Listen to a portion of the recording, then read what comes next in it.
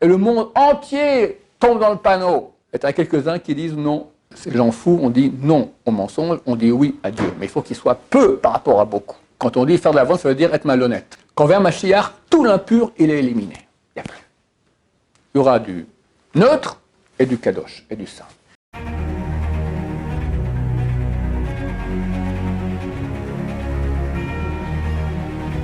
Ce jour dédié pour l'élévation de l'âme de Jackie Yitzhak Ben Solika Dahan, de mémoire bénie. La question de Solal.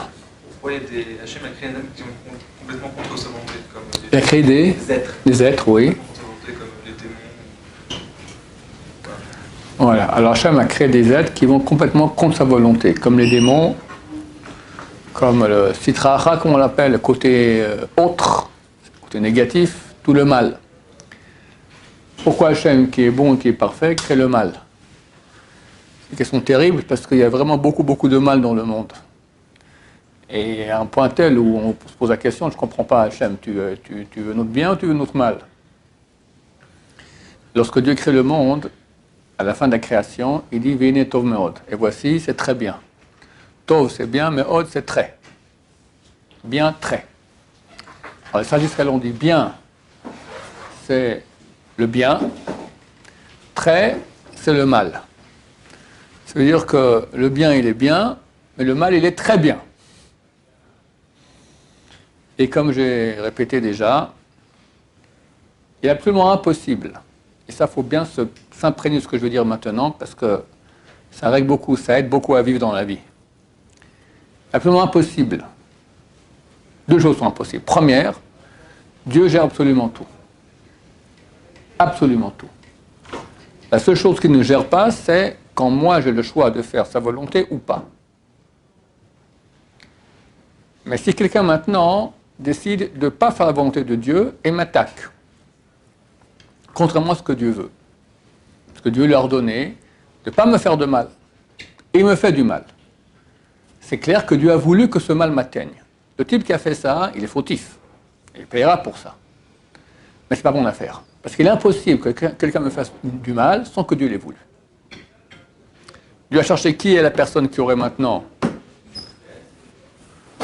on va dire, voilà, ok, Hachem pense que Shimon doit recevoir une claque. Pour raison X, Y, Z, Dieu pense comme ça. Alors, il fait que Shimon, ça Hachem peut faire, son pied un peu de travers, et hop, il marche sur le pied de Rouven, qui est une grosse baraque, le chef des voyous du quartier. Maintenant, Rouven, il a le choix de mettre une claque à Shimon, ou le choix de ne pas mettre une claque à Shimon. Il réfléchit, oui, non, allez, il est gentil, Shimon, je ne lui donne pas une claque. Bon. Alors, Shimon, qui devait recevoir une claque, parce qu'Hachem voulait, il a pas reçu une claque, qu'est-ce qui se passe? 2 jours plus tard, Shimon se balade dans un autre quartier, de nouveau son pied part de travers, hop, il marche sur le pied du chef du caïd du quartier, de l'autre quartier là-bas, des voyous de l'autre quartier. Et là, l'autre, il dit, c'est quoi cette histoire-là? Je sais que normalement, je ne devrais pas te flanquer une claque, oui, non, je te la flanque quand même. Il la flanque. Ce caïd-là fait un péché. Et il devra ou faire tchouva, ou payer envers Hachem. D'accord?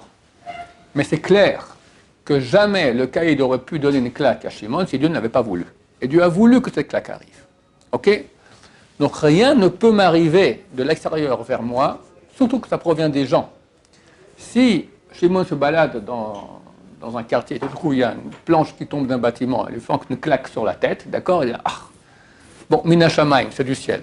Mais quand c'est quelqu'un d'autre qui lui flanque la claque, il faut beaucoup de foi en Dieu pour dire c'est la main de Dieu. Il n'y a aucune différence entre la planche et la main de l'autre. C'est la même chose exactement. Sauf que quand c'est un autre, il y a toute la haine qui vient, le ressentiment, la vengeance, c'est terrible.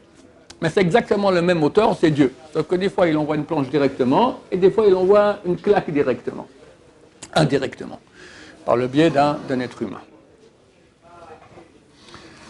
Donc, c'est la première chose que je voulais dire des deux choses. Première, rien, absolument rien, ne peut nous arriver sans que Dieu l'ait voulu.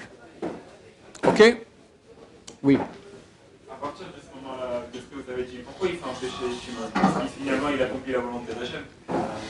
Parce qu'Hachem, alors ta question, pourquoi est-ce que Shimon fait un péché, vu qu'en fin de compte, il accomplit la volonté d'Hachem. Je vais donner un exemple un peu plus dur, tu comprendras. Adolf Hitler, il tue 6 millions de juifs, un peu moins, 5 millions 800 000, c'est le chiffre précis de l'Institut de la Shoah américain. Dieu a voulu? C'est certain. Pourquoi? C'est pas mon sujet pour le moment. Alors Hitler, c'est un sadique. Hitler, c'est un sadique. Pas un sadique avec un S, avec TS. D'accord? Il a fait la volonté de Dieu, c'est ta question. Non. C'est un sale assassin de la pire sorte qu'il y a de toute l'histoire. Et il est fautif, il paye pour ça. Il avait un libre choix de faire la volonté de Dieu ou pas. Il n'a pas fait. Il avait le libre choix de ne pas tuer 6 millions de juifs. Il a décidé, oui, je tue. Et Dieu lui a donné le libre choix de le faire ou pas le faire. Alors qu'en choisissant de le tuer, il fait un acte des pires qu'il y a sur Terre de l'histoire. Ce n'est pas le pire, d'accord? Donc il payera pour ça, c'est certain. Des millions et des milliards d'années en enfer, on est convaincu. Attends, tu me dis, mais en fin de compte, il a quand même réalisé la volonté de Dieu. Oui, mais il n'a pas fait pour ça. Dieu lui a donné, ne fais pas ça. Dieu lui a dit, toi, tu ne fais pas ça. Il a fait quand même. Ok, il a été la main de Dieu. Dieu utilise le rachat, va utiliser le mécréant pour faire ses fins. D'accord? Dieu a voulu qu'Am Israël fasse tchouva à l'époque de Purim. Il a amené un type qui s'appelle Haman, l'a rendu grand vizir, d'accord, le vice-roi de Achashverosh, et décide en un jour, je tue tous les juifs. Ils ont fait tchouva. Donc, quelque part, grâce à Haman, alors ils ont fait tchouva. Alors Haman, il la mérite ou pas? Hein? C'est Hitler, Haman. C'est même, c'est la même descendance, d'accord, de Haman Agagi, du roi de Amalek. Alors il est en enfer, Haman. Il n'y a aucun doute là-dessus. Même qu'il n'a pas réussi, il est en enfer. Il a un mérite minime. Quoi? C'est marqué que son arrière-petit-fils enseignait la Torah. Alors, je ne sais plus si c'est Rabbi Akiva qui enseignait à Bnei Brak ou c'est des Rabbi Shmuel Bar Shilat. Un des grands sages d'Israël était un descendant de Haman qui s'est converti et parce que grâce à lui, Israël a fait tchouva. Ok, mais Haman, il est en enfer. Il n'y a aucun doute là-dessus. C'est pas parce que Dieu t'a utilisé à ses fins que tu deviens un sadique. Dieu a utilisé ta mécréantise, t'as un rachat, et t'a utilisé pour arriver à ses fins parce qu'il avait besoin d'un rachat. Ok? La première chose que je veux dire. Deuxième, c'est que, donc première chose, que tout provient d'Hachem, tout ce qui nous arrive provient d'Hachem, absolument tout. La seule chose qui ne provient pas d'Hachem, c'est quand nous on décide de oui ou non pratiquer la volonté divine. Ça, c'est notre libre arbitre que nous avons. Deuxième chose, dans tout ce qui nous arrive, dans tout ce qu'il y a sur Terre, il est impossible, c'est ça le point que je veux bien souligner, il faut s'en imprégner, ça aide beaucoup dans la vie, il est impossible que ce soit la chose la plus parfaite, des parfaites totales qu'il puisse y avoir, la plus parfaite qu'il puisse y avoir. Si c'est presque parfait, il manque un milliardième pour être complètement parfait, c'est plus Dieu. Parce que tu vas dire que Dieu est manquant. Dieu est parfait. Est-ce qu'il peut être manquant d'un milliardième? Dieu, si c'est ça, c'est plus Dieu. Dieu, il est parfait. Donc ce qu'il fait est parfait. Donc tout ce qui m'arrive est parfait. Ça, il faut beaucoup s'en imprégner, parce que quand on regarde, on voit tout le contraire. Franchement, c'est le monde le plus mauvais qu'on puisse imaginer. Peut-être que l'enfer, c'est pire. On peut dire que c'est l'enfer aussi ici. D'ailleurs, quand le premier verset de la Torah dit « Bereshit bara Elokim et hashama et haaretz » au début, on va traduire comme ça, d'accord? Pas la bonne traduction. Dieu créa le ciel et la terre, et il y a la préposition « et ». C'est pas marqué Bereshit bara Elokim hashamayim ve'haaretz. C'est marqué « et hashamayim ve'et haaretz ». Ce « et », c'est une préposition supplémentaire qui sert à rien. On peut le dire, comme on peut ne pas le dire. Anochel tapuach, anochel hatapuach, je mange la pomme. Anochel et hatapuach, je mange la pomme. C'est exactement la même traduction. Tu mets le mot et, tu mets pas, ça revient exactement au même. Mais dans la Torah, il n'y a jamais des mots pour rien. Donc si c'est écrit et, ça vient dire rajouter une chose supplémentaire. Quoi? Les sages d'Israël disent, quand c'est écrit, il a créé le ciel avec et, ça veut dire aussi créer le paradis, en plus. Et quand il a c'est créé la terre, c'est quoi le et? Ça veut dire l'enfer. Ça veut dire que la terre et l'enfer, ça va ensemble. D'accord? Alors, comment se fait-il que si Dieu est tellement parfait et crée un monde aussi tordu que ça? D'abord, tranquillisez-vous, c'est pas pour longtemps. Parce que si on a longtemps encore atterri dans ce monde tordu, on ne tiendra pas. D'accord? Et Hachem veut qu'on tienne, donc c'est les dernières semaines, derniers mois vers Hachem à tenir avant la fin qui sera extraordinaire. Alors c'est la question. Pourquoi Dieu a-t-il créé le mal? Pourquoi Dieu a-t-il créé des démons? Pourquoi est-ce qu'il a créé le citrate, le côté négatif? Dans la prière, on prie que ça disparaisse, mais ça veut dire que ça existe. Malchut Harisha, la royauté du mal. On pense des noms de Dieu, des noms d'anges du mal, d'accord, qu'on n'a pas le droit de prononcer. Le Samermem et Leil, d'accord. Donc pourquoi Dieu les crée? Réponse elle est très simple. Pourquoi Dieu a créé le monde? Dieu, il est parfait. Il a créé des myriades d'anges parfaits, et tout va très bien dans le meilleur du monde. Il crée le paradis aussi, on est au paradis, tout va très bien. Alors pourquoi il crée un monde pareil? La réponse elle est simple. Dieu étant parfaitement bon, il doit me donner un cadeau qui est parfaitement bon. Quel est le cadeau le plus parfait qu'il peut me donner? Question que je posais ici, sur cette chaise et ce pupitre, au moins 100 fois. Il y en a qui disent la Torah, il y en a qui disent la vie, il y en a qui disent le bonheur. Lui-même, étant donné que lui est parfait, il me donne lui-même. Ok, alors c'est qui lui? On ne sait pas très bien. Mais ce qu'on sait, on peut connaître une partie essentielle de son identité par le nom par lequel il a voulu qu'on l'appelle. On l'appelle Yud Ke Vav Ke. Yud et puis He, il faut dire et puis Sho. On ne peut pas prononcer ce nom-là, même les lettres, on n'a pas le droit de les dire l'une après l'autre. Yud et puis He et puis Vav et puis He, c'est le nom intrinsèque d'Hachem, qui est une contraction de 3 mots. Haya Ovaviye, celui qui était et sera, être. Donc Hachem veut nous donner un cadeau extraordinaire, être. Et quoi? Je ne comprends pas. Le monde, il n'est pas. Les minéraux, végétaux, animaux, tout ça. Réponse, non, ils ne sont pas. Être signifie que tu as un être responsable, tu peux décider de faire ce que tu veux. Si je prends un robot et je le programme, il est extrêmement actif.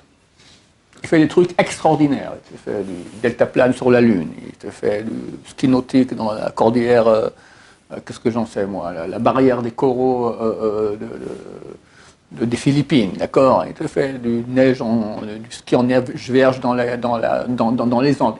Le robot, il s'éclate. Mais tout ce qu'il a fait, c'est moi qui ai programmé. Est-ce que le robot est? Rien, une machine. Dans l'univers, tout est une machine, dirigée par Hachem. Le minéral, végétal, animal, angélique. Que l'être humain peut être, parce qu'il a 2 programmations. Une animale et une divine. Il doit choisir entre les deux. Et quand il choisit, il est. Donc pour être, qu'est-ce qu'il faut faire? Il faut cacher Dieu. C'est ça la réalité du monde. Le monde s'appelle Olam. Olam vient de la racine Ne'elam, caché. Il n'y a pas le mot monde en hébreu, il y a le mot caché. D'accord? On est dans le caché. Tu es dans le caché. Qu'est-ce qui est caché? Hachem. Il est là, mais il se cache. Et laisse une place très grande à ce qui nous fait dire que Dieu n'existe pas, tout ce qui va contre sa volonté, très grande. Pourquoi très grande? Parce que s'il avait fait du 50-50, moitié-moitié, personne n'aurait suivi le mal. C'est un menteur. Il propose n'importe quoi. Si je vois la vérité, à moitié-moitié, je vois Dieu, je vois la vérité, tout le monde va courir vers Dieu. Donc il met un petit peuple de rien du tout, dont une partie de rien du tout est pratiquante, et encore dans cette partie pratiquante, qu'une partie de rien du tout est vraiment des gens bien, d'accord, par rapport à un océan galactique de mal, de tordus, de médias, de Facebook, des trucs que tu ne peux pas aller là-bas sans te salir les yeux à Hachem Yishmor, d'accord? Et le monde entier tombe dans le panneau. Et tu as quelques-uns qui disent non, non, c'est des fous, c'est des ils touchent l'économie mondiale, d'accord? Oui. Ces gens fous, on dit non au mensonge, on dit oui à Dieu. Mais il faut qu'il soit peu par rapport à beaucoup.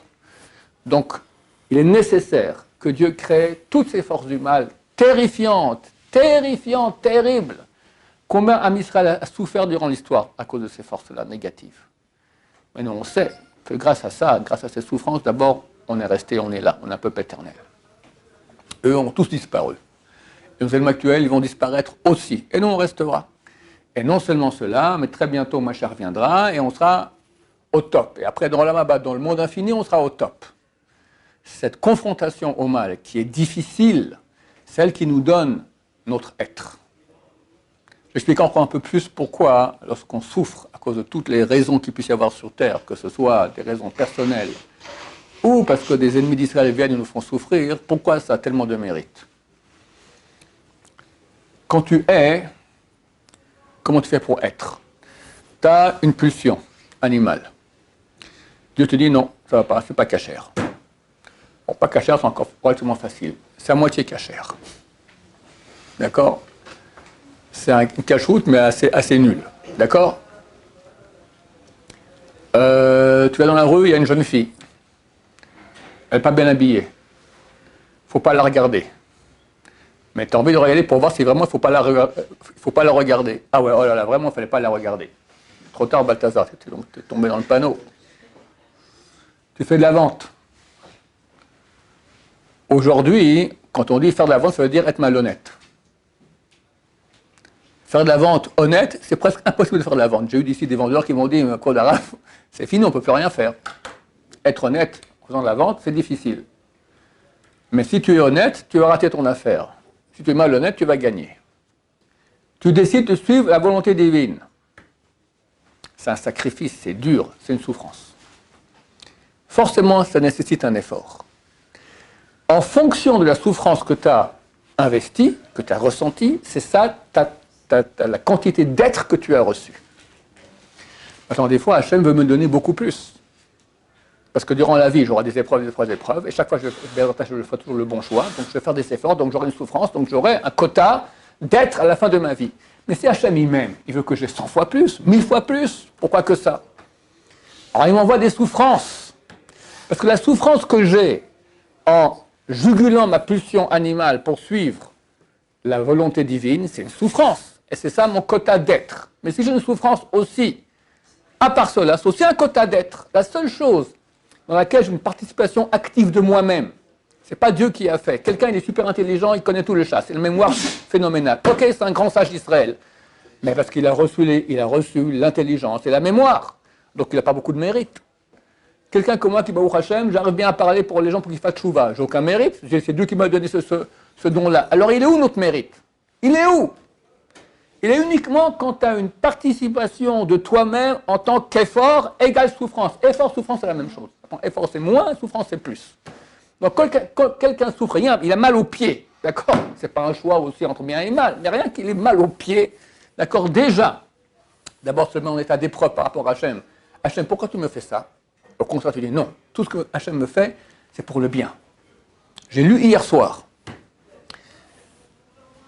Lot, il est à Sodome. Viennent les deux anges, lui dit fais vite. Dieu, il a pitié de toi et te sort de la ville parce qu'il va détruire tout. Ok. Il commence Lot à quoi faire? Ramasser son argent. Il a le coffre, il ouvre le coffre, il commence à mettre les dollars, il les met dans le sac, machin, tout ça. Puis à la fin, les anges écoutent plus le temps, allez viens, zip, ils le prennent et tous les dollars restent là-bas. Lui se dit quoi? Mais c'est des ordures ces anges-là. Toute ma fortune!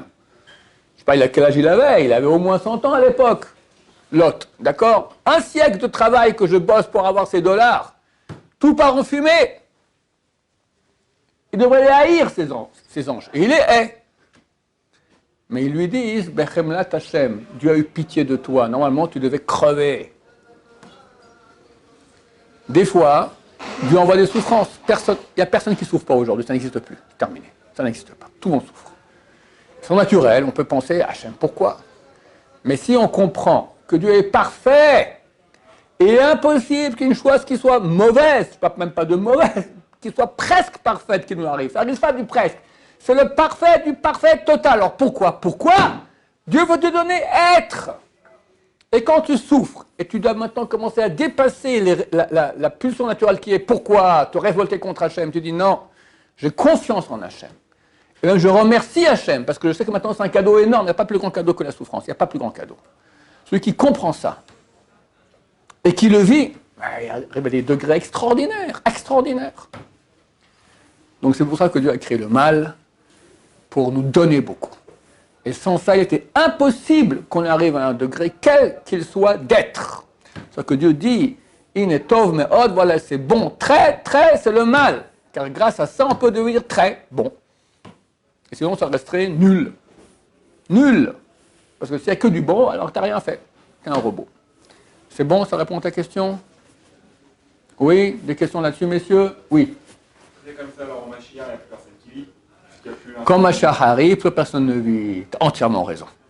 Alors, Rav Chaim l'explique comme ça, il dit, il n'y a aucune différence, presque aucune différence, on va dire, entre la venue du Mashiach et la mort. Qu'est-ce qui se passe quand on meurt?